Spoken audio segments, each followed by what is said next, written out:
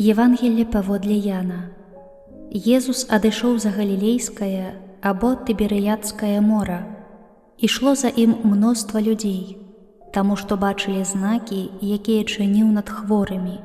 І ўзышоў Езус на гару і сядзеў там са сваімі вучнямі.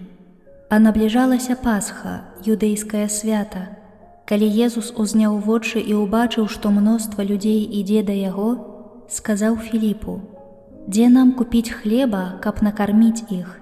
А казаў гэта, выпрабоўваючы яго, бо сам ведаў, што збіраўся рабіць.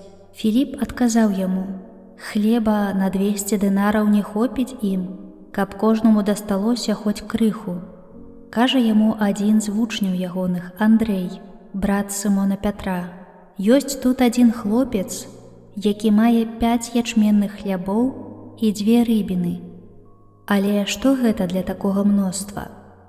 Езус сказаў: «Загадайце людзям сесці».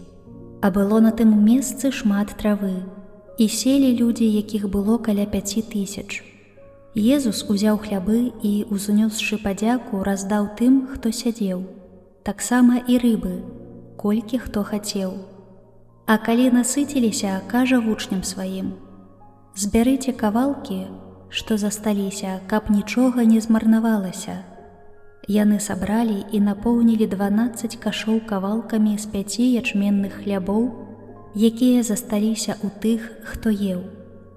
Калі ж людзі ўбачылі, які знак учыніў Езус, казалі: «Ён сапраўды прарок, які павінен прыйсці на свет».